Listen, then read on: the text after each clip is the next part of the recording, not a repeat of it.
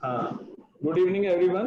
On behalf of CICU and my personal behalf, I welcome you all on this very important event. Everybody knows we are passing through a crucial time. Industry is passing through a crucial time, and this is a very relevant subject: waste control management. So we know there are 8 type of waste. So industry is passing through a crucial time. We have to set the new normal. So new normal, while setting the new normal, we have to take care that we should set the new normal without any waste. And in industry, we do many processes which are not required. So it is good time to restart and relook into our existing processes and how we can process without the waste, because last 2 months all the industry is shackled and coming time is also not very rosy. We are not expecting good volumes in the coming time. So it will take, I think, maybe 6 months or 1 year to reach to the existing levels we were at January, February, or March. So my request to all of you that please listen carefully and implement these tools in your organization so that each and every member of CICU and non-member they can be benefited with this very strong tool. So we are thankful to Mr. S.B. Singh ji for sparing his time for this wonderful session, and we are also thankful to Tata Steel and Sangeeta Steel for sponsoring this webinar. Thank you very much. Over to Mr. S.B. Singh. Thank you, Kar Singh ji, for giving me an opportunity to once again.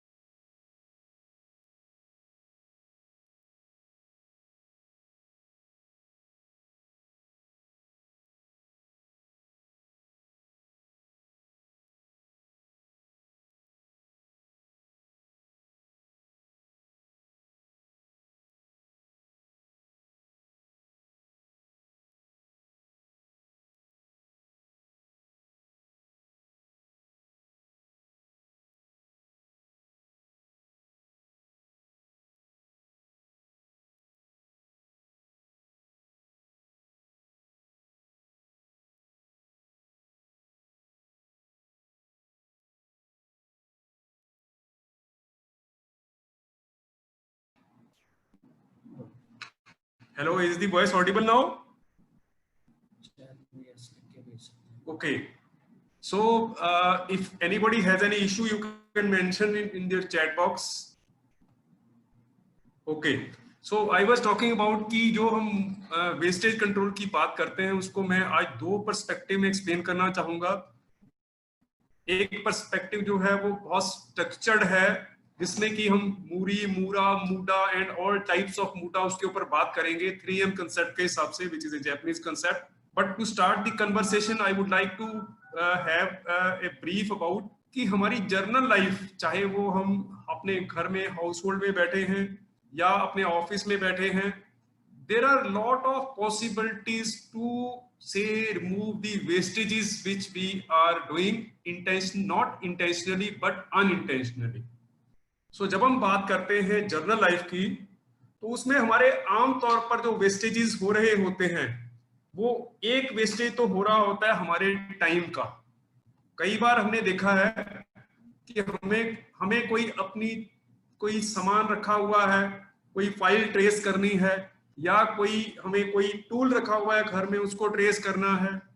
ऐसा बहुत बार होता है कि हम अपने कोई सामान ढूंढने के लिए, ट्रेस करने के लिए टाइम लगा रहे होते हैं, तो वो भी एक तरीके से वेस्टेज है, जिसको हम बड़ी आसानी से एक जैपनीज कंसेप्ट जिसको बोलते हैं 5S, उसको एज ए टूल यूज करते हुए हर एक चीज की एक प्रॉपर जगह बनाए, वो जगह डिफाइंड हो, कौन सी सामान कहाँ रखना है, और उसके बाद उसको वहां से ट्रेस करके आसानी से हम बहुत कम टाइम लगाते हुए उसको ट्रेस कर सकते हैं। तो एक जर्नल एस्पेक्ट में सबसे पहला जो वेस्टेज हमारा आम तौर पर हो रहा होता है वो होता है हमारा टाइम बहुत बार वेस्ट हो रहा होता है in general life, and that is basically due to lack of एक कंसेप्ट कॉल्ड 5S, जिसमें हम आमतौर पर कहते हैं कि प्रत्येक वस्तु की एक जगह होनी चाहिए और वह वस्तु वहां पर रखी होनी चाहिए। और अगर ऐसा हो तो हमें किसी भी सामान को ढूंढने में बहुत कम टाइम लगेगा, बट अगर ऐसा ना हो तो वही हमारा टाइम बहुत ज्यादा वेस्ट होता है। कई बार छोटा सा सामान एक कोई ढूंढने के लिए हमारे को आधा घंटा 1 घंटा टाइम वेस्ट करना पड़ जाता है। जर्नल लाइफ की अगर बात करें तो सबसे पहली चीज हमारे को we should try to note down कि मेरा किस चीज में टाइम वेस्ट हुआ और उसको कैसे, जो मेरा टाइम वेस्टेज होता है उसको मैं कैसे कम कर सकता हूं। We will find the reason, इसमें कितना टाइम क्यों लगा, and then we will find the solution, ये जो टाइम मेरा वेस्ट हुआ इसको मैं किस तरीके से आगे से टाइम वेस्टेज को रिड्यूस कर सकता हूं। ऐसे ही अगर हम जनरल लाइफ की बात करें तो हमारा बहुत बार हमारे आसपास अनवांटेड मटेरियल बहुत पड़े हैं, इवन एट होम्स आल्सो और इवन इन आवर वर्कशॉप। अगर उन अनवांटेड मटेरियल्स को हम, ये भी वैसे थोड़ा 5S से रिलेटेड एस्पेक्ट है, बट 5S कुल मिलाकर कहीं पर भी किसी हम जनरल कंसेप्ट की बात करें तो उसमें 5S जो है कहीं ना कहीं रिफ्लेक्ट होता ही होता है। तो हमारे यहाँ आसपास कुछ भी अनवांटेड अगर कोई पड़ा होगा तो एक तो हमारा करता है और एक कई बार उसके कारण हमारा टाइम भी वेस्ट होता है। तो ये दोनों 5S के जो कंसेप्ट है, पहला S और दूसरा S, ये कहीं ना कहीं डायरेक्टली वेस्टेज कंट्रोल में हेल्प करते हैं। और उसके अलावा अगर हम जनरल लाइफ की बात करें तो और इंपॉर्टेंट एस्पेक्ट हैं जो जहां पर वेस्टेज हो रही होती है, हमारे पैसे का नुकसान हो रहा होता है, वहां पर वो हमारे लिए एक एनवायरमेंटल कंसर्न भी है। तो अगर हम बात करें इलेक्ट्रिसिटी की तो बहुत बार ये देखा गया है कि हमारी इलेक्ट्रिसिटी जो है हाउस होल्ड्स में भी या घरों में भी वो वेस्ट हो रही होती है जस्ट बिकॉज कि हम उसको ध्यान नहीं रखते। मान लो मैं अपने रूम से कहीं बाहर जा रहा हूं थोड़ी देर के लिए, 10 मिनट 15 मिनट के लिए, तो मैं अगर लाइट और फैन स्विच ऑफ कर दूंगा तो उसमें कोई हर्ज नहीं है, लेकिन उससे बिजली बचेगी। और जहां हम अपना पैसा सेव कर पाते हैं वहां पैसा सेव करने के साथ साथ में हम एनवायरनमेंट की कंजर्वेशन में भी अपना एक इनपुट दे रहे हैं, जो हमारा एक CSR पार्ट है। हमारे को कोशिश करनी चाहिए। इवन अगर आप आज की तारीख में देखें तो एयर कंडीशनर्स जो नई स्टार रेटिंग में आ रहे हैं as per bureau of energy efficiency, वो उनका एक टेम्परेचर लेवल है जिसमें आप 24 से नीचे उसको शायद सेट ही नहीं कर सकते हैं। और अदरवाइज बहुत सारे लोगों को ये देखा गया, हमने ये देखा है कि बहुत सारे लोग ऐसे हैं जहां पर वेदर कंडीशंस ऐसी नहीं है कि एसी की जरूरत है, टेम्परेचर 18 डिग्री पे सेट किया हुआ होता है और उसके बाद उन्हें चद्दर ऊपर डाला हुआ होता है जस्ट टू अवॉइड कि ठंड ना लगे। बिजली की जो सेविंग है वो हमारे को पूरी कोशिश करनी चाहिए कि हम अपने से कहीं पर भी, देखिए इसमें बहुत छोटे छोटे पॉइंट्स भी रिफ्लेक्ट करते हैं बिजली की सेविंग में, specially related to household. I am seeing you ladies sitting over here. तो हम जो फ्रिज में सामान रखते हैं उसमें भी इलेक्ट्रिसिटी सेविंग की बहुत बड़ी गुंजाइश है। आपने कोई एक यूटेंसिल है उसके अंदर आधा लीटर सामान रखना है, अब वो आधा लीटर सामान रखने के लिए अगर आपने 1 लीटर या 2 लीटर कैपेसिटी के यूटेंसिल में उसके ऊपर रखा हुआ है तो वो जो है एक्स्ट्रा कैपेसिटी का जिसमें आपने कोई सामान कम रखा हुआ है, it is consuming more electricity to keep it cool. एक टेम्परेचर पर रखने के लिए उसमें बिजली ज्यादा लगेगी। इवन हम कोई सामान रखना है फ्रिज के अंदर तो वो टेम्परेचर अगर पे रख देंगे तो वो इट विल कंज्यूम मोर। उसको रूम टेम्परेचर पे रख के जब वो रूम टेम्परेचर पर आ गया तब उसको अगर हम फ्रिज में रखते हैं तो उससे जो है वो बिजली की consumption as far as refrigerator is concern वो कम हो सकती है। सो ये एक तीसरा एस्पेक्ट था which was again related to our general life. ये हम इलेक्ट्रिसिटी की सेविंग, वेस्टेजेस बहुत बार हो रही होती हैं और उसको हम कम करके इलेक्ट्रिसिटी सेविंग भी कर सकते हैं और एज ए CSR पार्ट हमारा जो है वो एनवायरमेंट कंजर्वेशन में भी हल कर सकते हैं। और चौथा जो जनरल लाइफ से इंपॉर्टेंट एस्पेक्ट है that is related to water saving. पानी की वेस्टेज जो है वो बहुत बार देखा गया है कि हम अनइंटेंशनली पानी की बहुत वेस्टेज कर रहे होते हैं। वो अनइंटेंशनली के मैं कुछ एग्जांपल आपको कोट करूंगा। See I basically belong to a state Rajasthan. अब पंजाब में पिछले 22 लगभग 25-26 साल से रह रहे हैं तो पंजाब के ही हो गए, लेकिन otherwise I basically belong to Rajasthan. तो हमारे एक प्लेस है जैसलमेर। वहां पर किसी आदमी से अगर हम पूछें कि एक बाल्टी पानी की कितनी वैल्यू है, वो जिस तरीके से एक्सप्लेन करेगा it will be very different from we people living in Punjab. तो पानी की सेविंग जो है, मैंने I have seen many people in Punjab और इन अदर स्टेट्स 10 बाल्टियां तक यूज कर। और अगर हम पानी को बड़े इफेक्टिव जुडिशियसली यूज करें तो बहुत कम पानी से भी, even there are many ways जिससे द्वारा अगर आप कोई फुवारा टाइप कुछ यूज करते हैं तो कम पानी से हो सकता है। इवन अगर प्रॉपरली यूज करें तो भी आपका एक बाल्टी से आदमी आसानी से नहा सकता है, वहीं कई 5 से 10 बाल्टियां तक कंज्यूम कर रहे होते हैं। कपड़े धोने के लिए बहुत बार देखा गया कि पानी जो हमारा जो बहता हुआ पानी साथ साथ में चल रहा है, और यही अगर हम हमारे पुराने जो बुजुर्ग हैं, लेडीज हैं, उनको देखें तो उनका कपड़े धोने का स्टाइल बिल्कुल डिफरेंट हुआ करता था कि वो थोड़ा पानी एक बार कहीं खंगाल लिया, खंगालने के बाद दूसरी बाल्टी में पानी रखा हुआ है उसमें निकाल दिया, तो वो जितने पानी से वो कपड़े धो लिया करते थे आज की तारीख में हम उससे 4 से 5 गुना पानी कंज्यूम कर लेते हैं। So that was the last part जिसमें अगर जर्नल लाइफ की बात करें एज ए लेमैन तो जर्नल वेस्टेजेस हमारे जो हो रहे होते हैं वो कुछ इस प्रकार के होते हैं, जैसे मैंने बताया टाइम वेस्टेज हो रहा होता है, स्पेस वेस्टेज हो रही होती है, इलेक्ट्रिसिटी एंड वाटर। ये 4 मेजर एस्पेक्ट्स हैं जो एक जर्नल लाइफ में एज ए परस्पेक्टिव हमारे वेस्टेजेस हो रहे होते हैं जिनको हम आसानी से बता सकते हैं। Now coming to the structured way of defining wastages control. हम अगर वेस्टेजेस कंट्रोल की बात करें तो एक जैपनीज कंसेप्ट है, it is called 3M concept.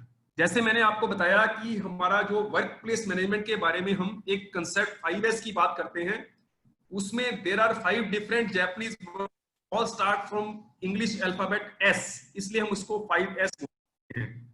तो जहां हम वेस्टेज कंट्रोल की बात करते हैं वहां पर there is a concept called, I would request Robin to kindly share the presentation over here also so that आपको overview about the structured way of manage aspects नजर आएगा।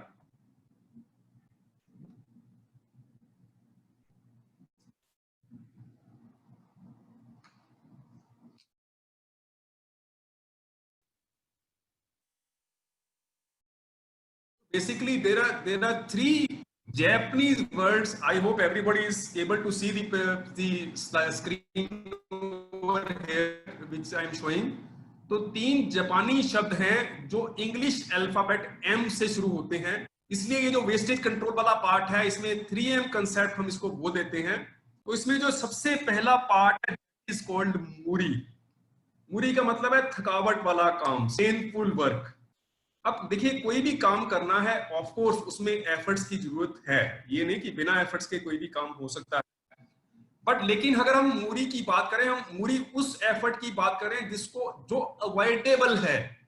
मैं इसको थोड़ा एक एग्जांपल के से कोट करना चाहूंगा कि मान लीजिए कोई भी व्यक्ति एक मशीन के ऊपर काम कर रहा है, काम करते हुए बार बार जमीन से कोई मटेरियल उठाना पड़े और वो कुछ अपनी प्रोसेसिंग करने के बाद उसको मटेरियल को ऊपर कहीं रख रहा हो, तो उस केस में वो जो काम कर रहा है उसको बेसिकली 3 में डिवाइड किया जा सकता है। वो नीचे से उठाता है, ये एक पहला पार्ट है, वो कुछ प्रोसेसिंग करता है, दूसरा पार्ट है, उसके बाद उसको वो ऊपर रखता है, ये एक तीसरा part of the total effort है। लेकिन अगर टोटल एफर्ट के तीनों पार्ट्स को आप देखें तो उसमें से पहला और तीसरा जो पार्ट है, these are avoidable state works, नीचे से उठाने के लिए अगर हम उसको कुछ कन्वेयर बनाकर दे देंगे तो वो नीचे से जो उठा रहा है की दिक्कत हो उठाने में, और जो ऊपर रख रहा है, ये दोनों पार्ट में उसका एक कन्वेयर कर सकते हैं जिससे कि वो उसको उठाने वाला, ऊपर रखने वाला जो स्ट्रेन है वो कम हो जाएगा। और वही व्यक्ति जो एक दिन में अपनी शिफ्ट में, मान लीजिए वो किसी मशीन पे काम कर रहा है और उस मशीन पर काम करते हुए उसको से फॉर एग्जांपल एक दिन में वो 8 घंटे में 500 पीसी करता है ऑन ए मशीन, और अगर उसका ये स्ट्रेनफुल वर्क हम दूर कर पाए तो उस केस में क्या होगा कि वही पर्सन 500 के बजाय शायद 600 या 650 पीस की प्रोडक्शन भी दे सकता है, और उसकी स्ट्रेन के कंपैरिजन में जब वो 500 पीस पुराने तरीके से काम करते हुए उसकी जो स्ट्रेन होती थी, उससे उसकी स्ट्रेन नए से काम करने में 650 पीस बनाते हुए भी कम होगी। इसका एक दूसरा एग्जांपल भी, जनरल एग्जांपल देख सकते हैं। कोई पर्सन मिलिंग मशीन चला रहा है, अगर एक मिलिंग मशीन चला रहा है तो बार बार सुबह से शाम तक वो उसके लीवर को घुमाएगा, हाथ से घुमाने के बाद वापस लीवर को लेकर जाएगा, तो उसको लीवर घुमा के स्लाइड को मूव करने वाला एफर्ट है वो बहुत ज्यादा स्ट्रेसफुल जॉब हो जाता है। अब यहीं पर यही अगर हम उसको एक कोई ऐसा पावर पैक मैकेनिज्म, वो बटन दबाएगा, बटन दबाने से स्लाइड ऑटोमेटिकली फास्ट मूव करेगी, जहां पर मिलिंग कटर के साथ कटिंग होनी है वो स्लो हो जाती है, और स्लो होने के बाद वापस जब आएगी तो वो फिर रैपिड मोड में आ जाती है। इससे एक तो ऑपरेशन टाइम भी कम हो जाएगा और एक उस की स्ट्रेन जो है वो कम हो सकती है। सो मैं जब भी हम किसी भी प्रोसेस को स्टडी करते हैं उसमें ये देखते हैं कि उसमें उस वर्क जो ऑपरेटर वहां पर काम कर रहा है उसका कितना स्ट्रेन हो रहा है, उसके पार्ट जो काम कर रहा है उसके डिफरेंट क्या क्या पार्ट हैं, और किस पार्ट में हम उसके स्ट्रेन को कम कर सकते हैं। तो जहां पर स्ट्रेन की बात आती है, कोई मैनुअल लेबर से होने वाला जो स्ट्रेन है उसको जब हम कोई दूर कर पाते हैं, ये जो वेस्टेज कंट्रोल वाला पार्ट है, ये 3M का पहला पार्ट है, वी कॉल इट मूरी स्ट्रेन वर्क। सो हमारे को कोशिश करनी चाहिए कि हमारे जो भी प्रोसेसेस हैं उसमें जितना भी स्ट्रेन वर्क है उसको हम कितना मिनिमाइज कर सकते हैं जिससे वर्कर का भी कंफर्ट हो और प्रोडक्टिविटी भी बेटर हमारे को मिले। और यहां पर मैं साथ में ये भी कहना चाहूंगा कि ये जो 3M कंसेप्ट की हम बात कर रहे हैं, इसको मैं आगे भी जब कभी मौका मिलता है ये चीज रिपीट किया करता हूं, आज फिर दोहराना चाहूंगा कि इन एनी ऑर्गेनाइजेशन और ए वर्क प्लेस और एन ऑफिस, आपका जो टोटल एम्प्लॉइज वहां पर काम कर रहे हैं, right from peon to the president of the organisation, all should be involved in the creative thinking process for wastage control। हम जिन कंसेप्ट की बात कर रहे हैं 3M, मैंने मूरी के बारे में ऑलरेडी एक्सप्लेन किया है, आपको मूडा के बारे में एक्सप्लेन करने वाला हूं। ये जितने भी कंसेप्ट्स हैं, इन सारे कंसेप्ट्स में आपके वर्क प्लेस पे रहने वाले लोग जितने भी हैं, अगर ऑफिस है, वर्कशॉप है, ऑर्गेनाइजेशन है, मैन्युफैक्चरिंग यूनिट है, सर्विस यूनिट है, तो वहां के एम्प्लॉइज को इन्वॉल्व कीजिए। इवन अगर आप वेस्टेज कंट्रोल को अपने हाउस में इफेक्टिवली करना चाहते हैं तो involve all the members of your home. मैं यहाँ एक थोड़ा सा एग्जांपल आपसे शेयर करना चाहूंगा। Whenever I say encounter any in our working of the organisation, at times मैं कई बार जब अब कभी से या वाइफ से कंसल्ट करता हूं तो वो कई बार ऐसा out of the box idea share करते हैं जो मेरे पर्सपेक्टिव में आता ही नहीं। मेरी जो सोच होती है वो बायस होती है अपने वे ऑफ वर्किंग के हिसाब से। So when I involve even at home also about while discussing about our office details, अगर प्रॉब्लम में कोई हमें डिस्कस करना हो तो कई बार ऐसे आइडियाज मिलते हैं जो कि हम इमेजिन भी नहीं करते कि हम क्रिएटिव आइडियाज पॉसिबल हैं। तो उन्हीं आइडियाज को लेते हुए अगर हम टोटल एम्प्लॉइज जो हमारी ऑर्गेनाइजेशन वर्कफोर्स जितनी भी है, अगर हम उनको इन्वॉल्व करेंगे तो यू विल सी कि वो ऐसे ऐसे आइडियाज देते हैं जो आप इंजीनियर्स या मैनेजर्स से एक्सपेक्ट नहीं करते। ऑपरेटर हेल्पर लेवल के लोग भी ऐसे आइडियाज देते हैं। और यहां मैं कई बार एक बड़ा क्रूड टर्म भी यूज करता हूं, kindly excuse me for using that crude term over here, repeating again. कई बार हमारी मीटिंग्स में मैं जब इस आइडिया को प्रमोट करता हूं तो at times we get some reaction from some people, अच्छा हुणे भैया सानू दसेगा फैक्ट्री कितना इंप्रूवमेंट होनी है। And I always request and with politely with hands से फोल्डिंग माय हैंड्स कि हाँ जी सर, ये भैया ही दसेगा क्योंकि ये 12 घंटे मशीन पे रहता है, he knows each and every details of that operation. So involve your all workforce in creative thinking for wastage control. This would be my humble request to all of you who are attending today's program. So हम बात कर रहे थे, मैंने 3M में से एक concept की बात ऑलरेडी आपसे की, मूरी, स्ट्रेन, थकावट वाला काम। अब दूसरे कंसेप्ट की अगर बात करें वो है मूरा, इनकंसिस्टेंसी या इम्बैलेंस।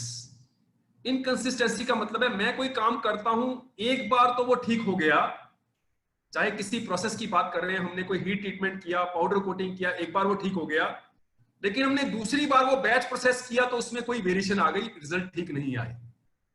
अब ये क्या रिफ्लेक्ट करता है कि हमारे कोई पैरामीटर्स ऐसे हैं जिनको अभी हम अकाउंट फॉर नहीं करते हैं और वो वेरी कर रहे हैं।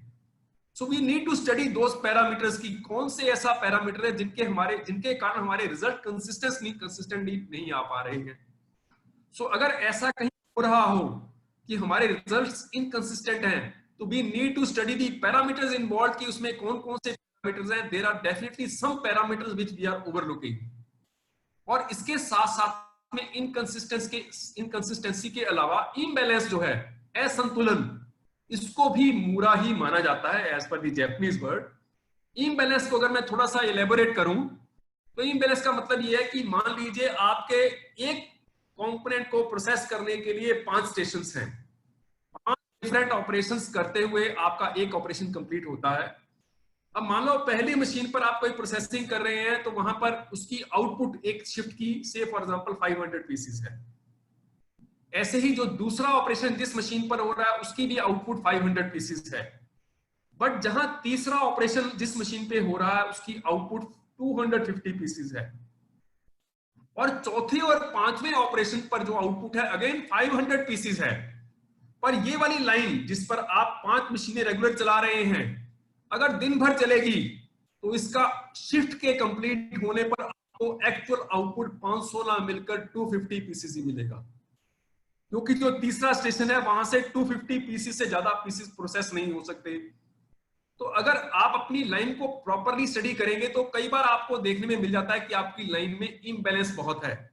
कुछ मशीनें ज्यादा प्रोड्यूस कर सकती हैं, लेकिन वही कुछ मशीनें ऐसी हैं जो कंपैरेटिवली कम कर सकती हैं।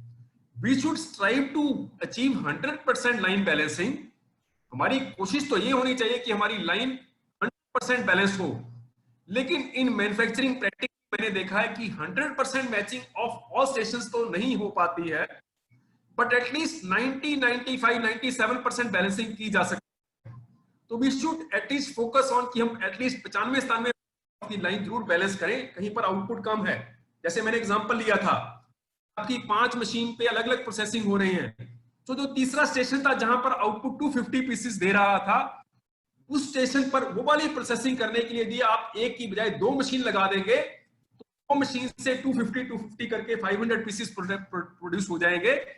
तो आपकी 5 मशीन की बजाय एक मशीन 6 मशीन होने से, सिर्फ एक मशीन बढ़ने से आपका आउटपुट 250 से 500 पीसेस हो जाता है। So line balancing at times is very beneficial जहां कहीं पर कहीं, और इसमें खास करके आप वहां फोकस जरूर कीजिए जहां पर आपका बॉटलनेक बन रहा हो। सबसे पहले तो आप लाइन बैलेंसिंग और प्रोडक्टिविटी इंप्रूवमेंट उसी लाइन पर कीजिए, कोशिश कीजिए, फोकस कीजिए जहां पर आपका बॉटलनेक बनता है, जिसकी वजह से आगे मटेरियल नहीं प्रोसेस हो पाता है। वैसे तो आपको सारी जगह बैलेंसिंग करनी चाहिए, लाइन बैलेंसिंग, लेकिन अगर प्रायोरिटाइज हो तो आप वहां से स्टार्ट कर सकते हैं जहां पर आपका बॉटलनेक बनता है, जहां पर आकर मटेरियल जमा हो जाता है, आगे प्रोसेस नहीं हो पाता है। So this was the second concept called मूरा। अब अगर हम तीसरे कांसेप्ट की बात करें मूडा, तो इसको हम डायरेक्टली वेस्टेज भी बोल देते हैं, और ये आगे बेसिकली 8 टाइप्स का होता है। मूडा ऑफ ओवर प्रोडक्शन, मूडा ऑफ स्टॉक, मूडा ऑफ कन्वेयंस, मूडा ऑफ वेटिंग, मूडा ऑफ ऑपरेशन इटसेल्फ, मूडा of movement of worker and मूडा of production of inferior goods, and last जो मूडा है दैट इज बेसिकली मूडा ऑफ अनयूटिलाइज्ड स्किल्स। बहुत बार ऐसा होता है कि हमारे जो एम्प्लॉइज हैं उनकी जितनी स्किल्स हैं हम उनको प्रॉपरली नहीं यूज कर रहे होते, अंडर यूटिलाइज रहती हैं या अनयूटिलाइज रहती हैं, तो this is 8th type of मूडा। तो अगर हम बात करेंगे मूडास की, ये मूडा जैपनीज वर्ड है अगेन रिलेटेड टू वेस्टेज। जहां मूडा की जब बात आई तो यहां शेयर करना चाहूंगा अपने यहाँ चैम्बर ऑफ इंडस्ट्रीज में हर साल एक काइजन कंपटीशन भी करते हैं, and it is directly related to these मूडास, कि जहां पर भी कहीं कोई मूडास कहीं हो रहे होते हैं तो उनको इन्वॉल्व करते हैं कि वो अपने इनपुट दें, और इनपुट देकर उनके ऊपर हम इंप्रूवमेंट करें कि वेस्टेजेस को कंट्रोल कर पाए। सो जब हम मूडा की बात कर रहे हैं तो काइजन जो है, मैं जैसे कह रहा था कि वर्कर लेवल काइजन ऐसे दे सकते हैं, उसका एक एग्जांपल आपसे शेयर करना चाहूंगा काइजन का, कि आज से लगभग around 30-35 years ago tea garden जो चाय बागान है उनके यहाँ एक बड़ी सीवियर प्रॉब्लम रहती थी कि जो तो सही साइज की पत्ती है, चाय पत्ती है, वो तो पैक करके बिक जाती है इन पैकेट्स, और जो चूरा रहता था वो बिखरा रहता था इधर उधर। वो जो चूरा बिखरा रहता था उसको ये प्रॉब्लम रहती थी कि इसका करें क्या। तो ऐसे ही एक कोई सेशन करते हुए वर्कर्स को एनरोल किया गया, एंगेज किया गया कि बताइए इसका क्या सॉल्यूशन हो सकता है। तो टी गार्डन का एक हेल्पर लेवल का जो वर्कर था उसने एक आइडिया दिया कि जो हमारे लिए आप चाय बनाते हो वो चाय, इस चाय को कपड़े की बोतली, ये जो चाय की पत्ती चूरा है इसको कपड़े की पोटली में बांधकर उससे आप हमारे लिए चाय बना सकते हो। And that was the initial kaizen idea. और वो आज की तारीख में रिफाइन होते हुए अगर आप देखेंगे तो वो रिफाइन होते होते वो क्या किस चीज में कन्वर्ट हो चुका है, टी बैग्स। ये जो आप टी बैग्स यूज करते हैं इनमें बेसिकली टी गार्डन्स की जो लेसर साइज की चाय की पत्ती है वो इसमें पैक कर दी जाती है, लेकिन वो प्रीमियम पे बिकती है। तो मैं का ये एग्जांपल आपसे शेयर करने का मकसद ये था कि वर्कर लेवल, किसी भी लेवल के वर्कर से बहुत बढ़िया क्रिएटिव आइडियाज भी आ सकते हैं। So I was explaining about the concept मूडा। तो मूडा मैंने जैसे आपको बताया ओवर प्रोडक्शन, कई बार ऐसा होता है कि मान लीजिए किसी चीज का हमारे पास कोई ऑर्डर आया 1000 पीसेस का, अब वो 1000 पीसेस का जो ऑर्डर आया उसकी एक सीरीज ऑफ प्रोसेसिंग रहती है। मैं कॉमन एग्जांपल लेता हूं एक आम मैन्युफैक्चरिंग यूनिट के हिसाब से। मार्केटिंग हेड के पास वो 1000 पीस का ऑर्डर आया, अब वो मार्केटिंग हेड जो है पीपीसी वालों को प्रोसेस करने के लिए एक बीच में मार्जिन ऐड कर देता है। उसको ये पता होता है कि ये मेरी एक्सपोर्ट की रिक्वायरमेंट है, मुझे कम से कम 1000 पीस डिस्पैच करने हैं, तो वो अपना एक मार्जिन ऐड करते हुए पीपीसी हेड को जब कंफर्म इसकी ऑर्डर की कंफर्मेशन देता है उसमें साथ में ऐड कर देता है काइंडली प्रोसेस 1050 पीसेस। कि कहीं 1000 पीस जब आप फाइनल डिस्पैच करने लगेंगे कहीं 1000 पीस से कम ना हो जाए, मुझे दिक्कत हो जाएगी, आप 1050 पीस प्रोसेसिंग में ले लो।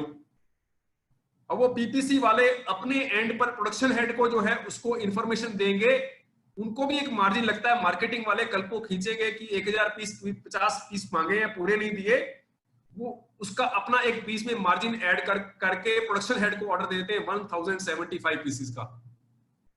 प्रोडक्शन हेड अपने एंड का मार्जिन रखता है, फोरमैन जो है या इंजीनियर या सुपरवाइजर लेवल पर वो कन्वे कर देगा तू ऐसा कर 1090 पीसी बना ले, कल को कोई दिक्कत ना हो जाए बाद में डाई दोबारा लगानी पड़ जाएगी, तू 1090 पीसी से प्रोसेस कर ले।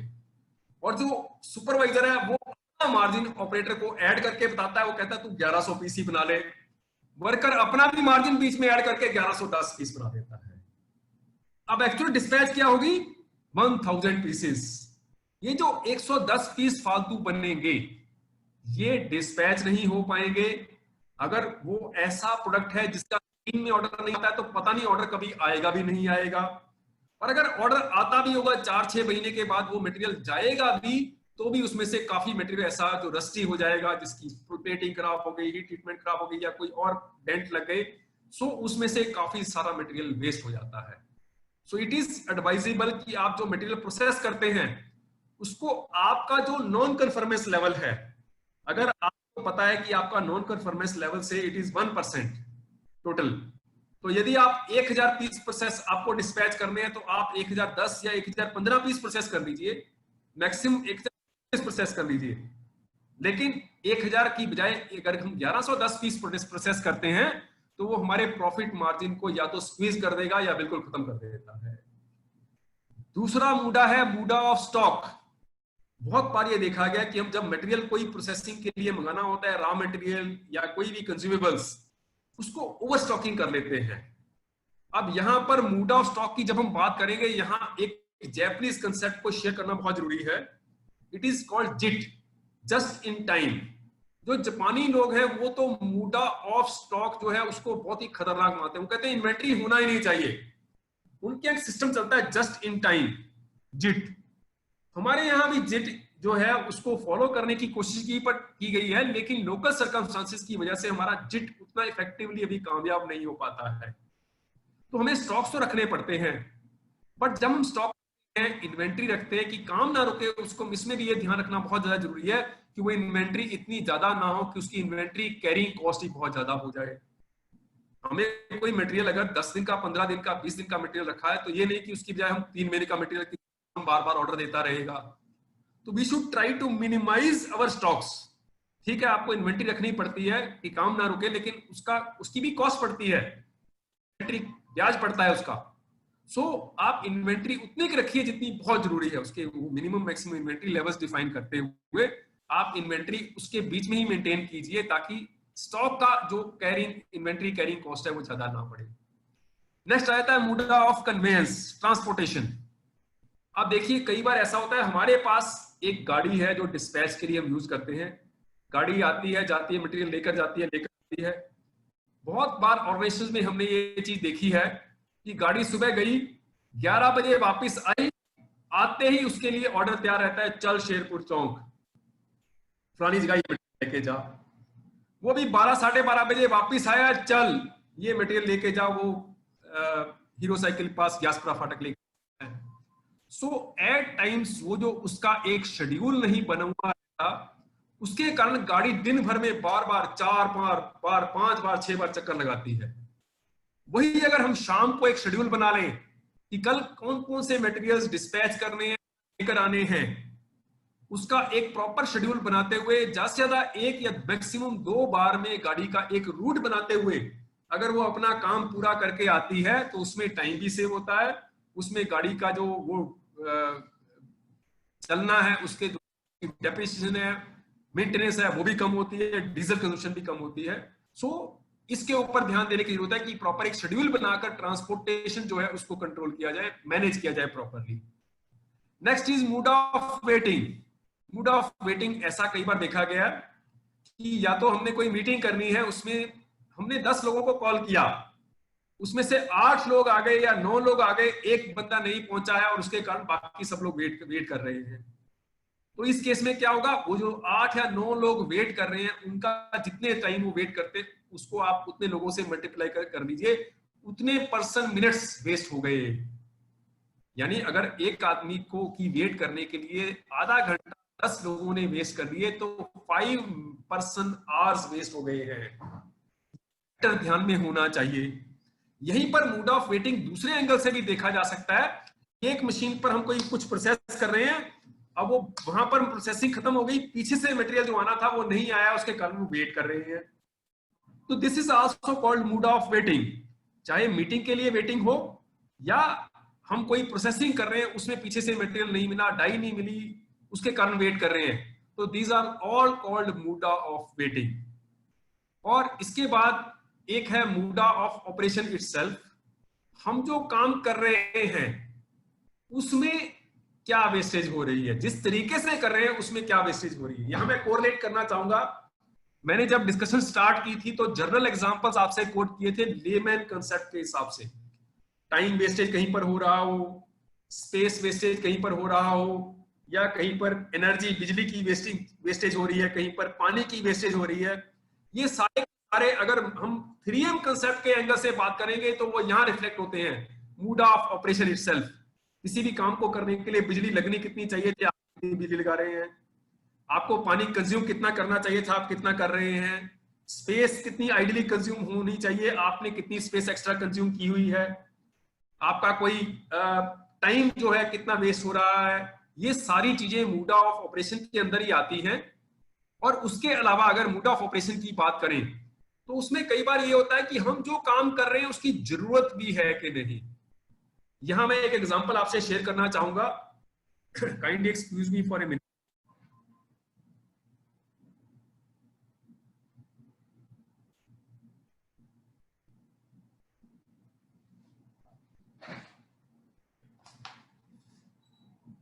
Thank you.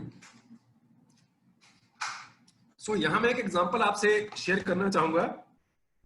हम कई बार ऑर्गेनाइजेशन में ऑडिट करने के लिए जाते हैं, तो वहां प्रोसेसेस को बारीकी से स्टडी करना पड़ता है।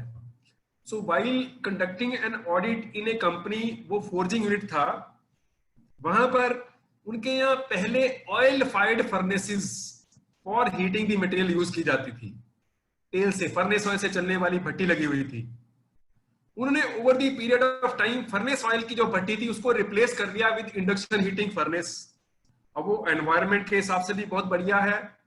उसमें जो हमारा वेस्टेज होता है मटेरियल का, स्टील का, जिसको हम बर्निंग लॉस बोलते हैं, अगर हम ऑयल फायर्ड फर्नेस की बात करें तो उसमें जो स्केल बन के बर्न हो जाता है वो लगभग 5 से 7% ऑफ द स्टील कंज्यूम हो जाता है, खत्म हो जाता है, स्केल में कन्वर्ट हो जाता है। और वहीं इंडक्शन हीटिंग फर्नेस में it is generally maximum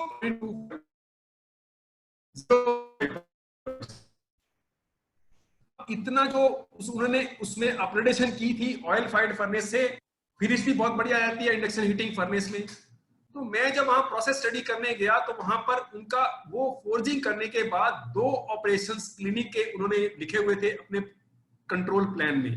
one was बैरलिंग, जो एक ढोल में हम पत्थर और पानी कास्टिंग डालकर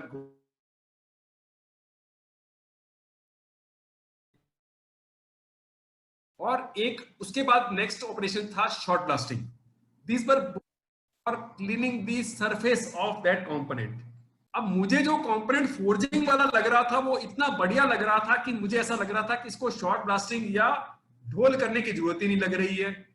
तो while I was conducting the audit, मैंने प्रोसेस में जो बंदा वहां पर बैठा था उसको बुलाया और उससे पूछा कि ये जो फोर्जिंग इसकी फिनिश देखो और बताओ इसको शॉर्ट ब्लास्टिंग या ढोल करने की जरूरत लग रही है। वो कहना नहीं जी नहीं लग रही।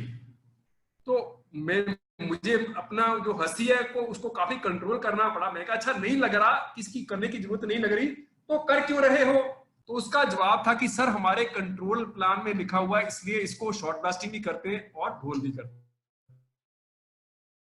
अब I immediately reacted and said कि कंट्रोल प्लान बनाया किसने है? हमने ही बनाया ना। अगर हमारी कोई प्रोसेस हमने चेंज कर दी जिसमें किसी ऑपरेशन को करने की जरूरत नहीं है तो why we are doing that. एक दूसरा एग्जांपल भी मैं इसको, ये बहुत इंपॉर्टेंट है मैन्युफैक्चरिंग के एंगल से, ये ऑफ ऑपरेशन इटसेल्फ है, इसलिए इसमें आपकी कोई कहीं पर शीट मेटल का काम चल रहा है वहां पर, या कोई फोर्जिंग का काम चल रहा है, कहीं पर डाई में कोई दिक्कत आई, अभी ऑर्डर पूरा करने के लिए 400-500 पीस के आसपास अभी प्रोडक्शन रहती है। अब एक हल तो यह है कि डाई खुलवाओ और डाई में रिपेयर करो, जहां पर वो बर आ रही है उसको रिमूव करने के लिए डाई की करेक्शन करो, आप रिपेयर करो। बट एट टाइम प्रोडक्शन वालों को प्रेशर रहता है तो प्रोडक्शन वाले जनरली ये एक शॉर्ट रूट निकालते हैं कि कोई बात नहीं जी, ये जो डाई जब खत्म होने 500 पीस अभी जरूरी है निकालने दो, ये 500 पीस का जब लॉट पूरा हो जाएगा मेरा, इसके बाद डाई में करेक्शन करा देंगे। अभी के लिए मैं एक शॉर्ट रूट यूज कर लेता हूं, एक टेम्परेरी सॉल्यूशन, एक वर्कर को फाइल देके वहां बिठा लेते हैं जहां पर कुछ मटेरियल निकलेंगे, अगर किसी में बर आएगी तो वो बर के ऊपर फाइलिंग करके उसको रिमूव कर देगा। अब वो क्या किया उन्होंने वो वर्कर को फाइल दी, वहां बिठा दिया और वर्कर ने अपना ऑपरेशन बना दिया, वो पीस उठाता है वहां पर बर जहां है उसको वो फाइल से रिमूव कर देता है। वेरी नेक्स्ट डे वो 500 पीस खत्म हो गए, पर प्रोडक्शन सुपरवाइजर के दिमाग से निकल गया उस ऑपरेटर को वहां से उठाना। अब उस ऑपरेटर ने फाइल लगाने को अपना ऑपरेशन बनाया हुआ है। अब जो नई डाई में मटेरियल प्रोसेस हो रहा है वो ओके है, उसमें फाइल लगाने की कोई जरूरत नहीं, कोई बर भी नहीं है, लेकिन वो वर्कर फाइल उठाता है, पीस उठाता है, उस जगह पर फाइल लगाता है क्योंकि उसको ये इंस्ट्रक्शन मिली है कि यहाँ पर फाइल लगाना है, और वो अब ओके पीस को फाइल लगाने से बल्कि थोड़ा उसकी फिनिश खराब कर रहा है और फाइल की कंजम्पशन भी एक्स्ट्रा कर रहा है, और जो टाइम वेस्ट उसका हो रहा है वो तो हो ही रहा है। So we need to study the operation very minutely कि हम जो प्रोसेस कर रहे हैं वो प्रोसेस में कहीं कोई वेस्टेज तो नहीं हो रही है, उस प्रोसेस में कहां वेस्टेज हो रही है ये देखें। कोई ऐसी चीज कर रहे हैं जिसको करने की जरूरत नहीं है, या कोई ऐसे तरीके से उसको किया जा सकता है जिससे कॉस्ट कम हो सकती है, तो हम ऐसे वेस्टेज को बोलते हैं मूडा ऑफ ऑपरेशन इटसेल्फ। नेक्स्ट मूडा इज मूडा ऑफ मूवमेंट ऑफ वर्कर। कई बार ऐसा देखा गया है वर्कर मशीन पे काम कर रहा है, उसको पीछे से मटेरियल उठा के लाना पड़ता है, वो बार बार जाता है पीछे से मटेरियल उठा के लाता है, फिर प्रोसेस करके आगे मशीन पे देने जाना पड़ता है उसको। और एट टाइम्स तो उसकी ग्रेविटी इस इतनी ज्यादा होती है कि वो मशीन सीएनसी ऑपरेटर है, सीएनसी मशीन चला रहा है और फिर भी वो पीछे से मटेरियल उठा के लेके आ रहा है, आगे देने जाता है। अब सीएनसी ऑपरेटर की तनख्वाह होगी कम से कम 12-13 हजार रुपए, और ऐसे 12-13 हजार तनख्वाह वाले जो पार्ट है उसमें वो जो वर्कर है वो दिन में अगर 12 घंटे काम कर रहा है उसमें से 3 से 4 घंटे वो सिर्फ पीछे से मटेरियल लेकर आ रहा है और आगे देने जा रहा है। It means 1/3 of his time is being devoted on A wastage जो मूडा ऑफ मूवमेंट ऑफ वर्कर है। उसको अगर हम 12,000 रुपए तनख्वाह दे रहे हैं तो उस 12,000 में से 4,000 रुपए ऐसी चीज के ऊपर खर्च हो रहे हैं जो अवॉइडेबल है। सो मूडा ऑफ मूवमेंट ऑफ वर्कर हमारे को देखना चाहिए। ऑपरेटर को हमने मशीन चलाने के लिए रखा है, ना कि हेल्पर की तरह मटेरियल लाने के लिए। जहां जहां ये अवॉइड हो सकता हो, यहां ये भी पॉसिबिलिटी है, आप पूरी शॉप को स्टडी करेंगे, 10-12 वर्क ऑपरेटर मशीन ऑपरेटर्स का टाइम बार बार अलग अलग वेस्ट हो रहा है, उसकी बजाय एक हेल्पर वहां रखना इज मोर इकोनॉमिकल सोल्यूशन। उन 12 लोगों का टाइम वेस्ट हो रहा होगा 2-3 घंटे, उसकी बजाय एक हेल्पर रखना ज्यादा इकोनॉमिकल सोल्यूशन है। So this was Muda of movement of worker. And next is Muda of production of inferior goods. हम जो भी मटेरियल प्रोसेस करते हैं उसमें से कुछ ना कुछ नॉन कन्फर्मेंस निकल जाती है, जिसको आप लोग अपनी भाषा में जनरली रिजेक्शन डिफेक्ट बोलते हैं।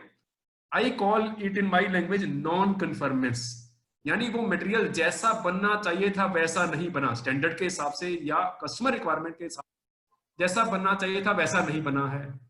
सो इसको हमारे को ये देखना चाहिए कि हमारे इंडस्ट्री स्टैंडर्ड्स क्या है, उसमें मूडा ऑफ जो हमारी इंफीरियर गुड्स बन नॉन कन्फर्मेंस हो रही है।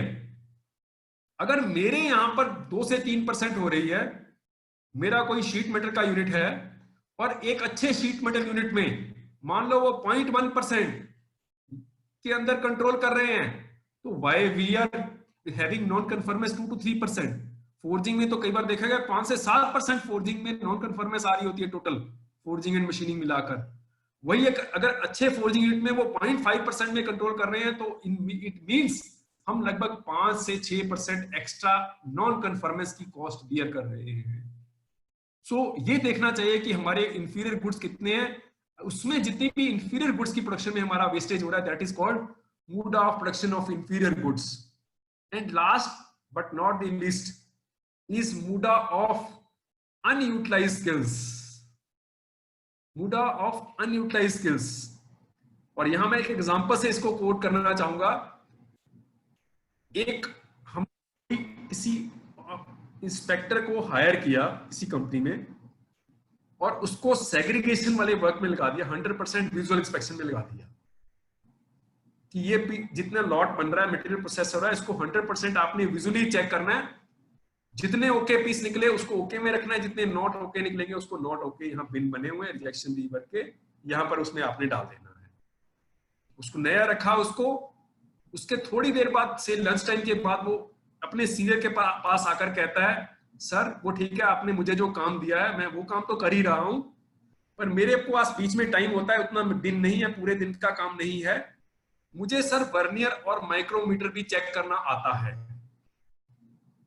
और मैं हाइट गेज वर्नियर माइक्रोमीटर भी चेक कर लेता हूं, तो ऐसा भी सर मुझे कोई काम हो तो आप दे सकते हो।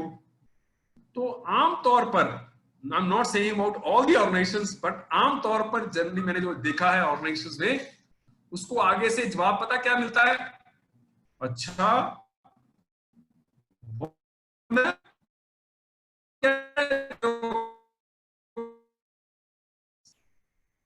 जितने देर मिलता है को नौके में रखो, रिजेक्शन में रखो, ज्यादा इधर उधर की महसूस काम तुम्हें। So basically देखा है कि ऐसे लोग होते हैं जिनको ज्यादा करने की उनकी होती है और हम उनको उतना effect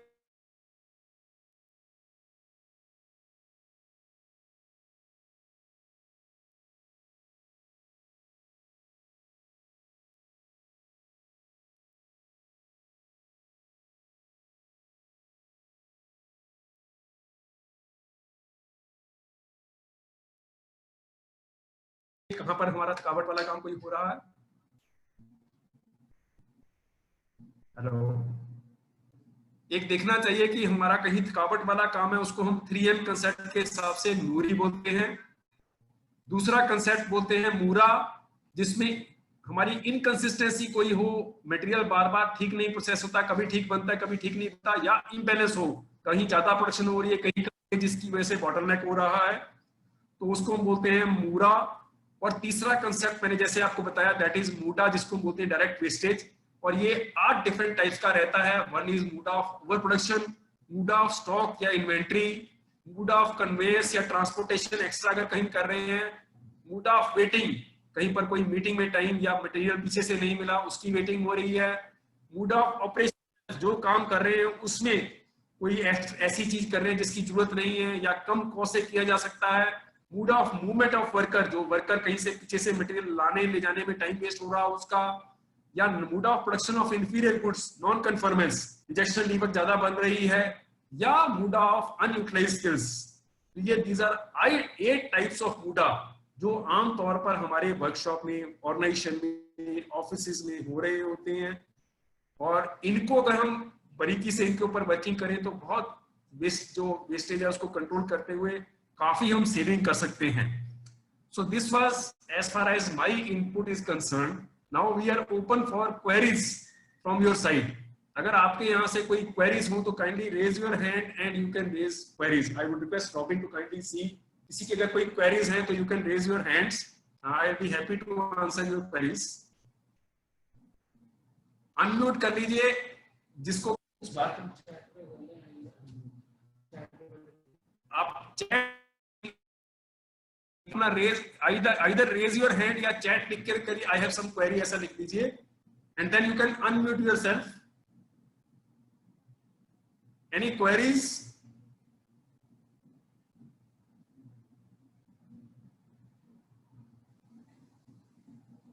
I'm not able to see any chat में कुछ mention नहीं किया किसी. Is there any query from anybody?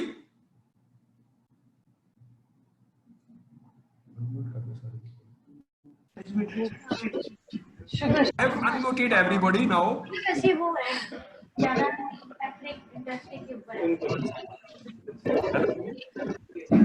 तेरे पास If anybody has any queries, तो you can कौन सी speak. कंपनी का है? कैसे करेंगे फिर? Mr. Dinesh Kumar has raised hand. Mr. Dinesh Kumar. हाँ हाँ उसी में है ना, बगल में ही। नहीं लगाएगा ना, एक काम कर, जहाँ पे जिस गली में रुके थे ना उसके पास दुकान पे पीछे दयाल पब्लिक स्कूल से थोड़ा सा आगे जाएगा ना, दुकान है वहाँ पे जा, मैं उसको बोलता हूँ तेरे को देगा पैसे। ठीक है, उसको बोलता हूँ मैं 100 रुपये देगा तेरे को। नंबर भेजूँ, कैसे भेजूँगा? Dinesh Kumar, are you able to hear my voice? जरूर, मैं बोलता हूँ, का नंबर पूछता हूँ, कौन बोला था? Had raised hand.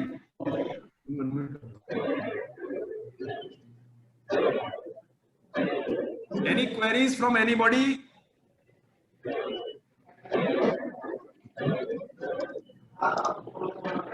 Hello.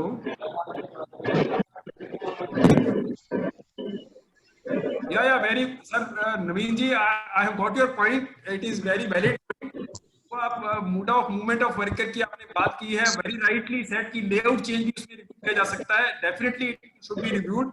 कहीं हमारी कोई भी मूवमेंट एक्स्ट्रा हो रही होती है, इवन हम लेआउट चेंज में तो साथ में ये चीज भी अकाउंट फॉर कर लेते हैं, कोई भी मटेरियल फैक्ट्री में प्रोसेस एंटर होने के बाद टोटल कितना ट्रेवल है, उसका अगर हम ट्रैवल डिस्टेंस देख लें और चेंज भी अगर देखें कि कहां से हम उसका ट्रैवल डिस्टेंस कम कर सकते हैं, तो दैट में also we will be able to save lot of things. 194 ना, थैंक यू फॉर एक गिविंग लड़का इनपुट आएगा नवीन जी, थैंक यू। वो मेरी रात में बाइक नहीं लेके जा रहा था, मैं पंचर हो गया था, तो वो नल की टूट गया है। अब उसके पास ना 100 रुपये कम हो गए, तो मैं उसको ना बोलता हूँ 194 में जाके तेरे से मिल लेगा। उमेश नाम है, पटेल, उमेश पटेल। तो 100 रुपये देगी। Kindly unmute your. ठीक है। Hello hello Is everybody listening my voice?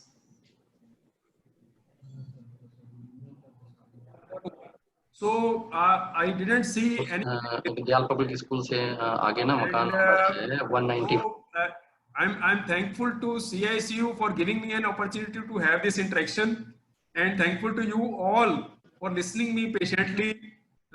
ये जो सेशन है ये काफी इम्पोर्टेंट था. मुझे लगता है आज की जो जरूरत सर्कमस्टांसेस है उसमें इस चीज की काफी जरूरत है.